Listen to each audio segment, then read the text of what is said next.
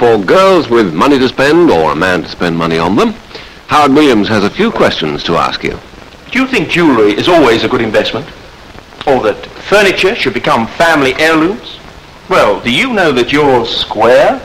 Because the trendy girl wouldn't give house room to the sugar daddy who still thinks in terms of diamond and mink. She'd send him to the place where it's all happening, to the jewellery school of the Royal College of Art, where the students have just had their end-of-year exhibition. RCA students made the jewellery, but that's not to say it's just for 20-year-olds. The furniture, for instance, was designed by a groovy 40, David Hicks. And Kelly and JJ, they almost made off with the lot. It's just right for the sort of games they play.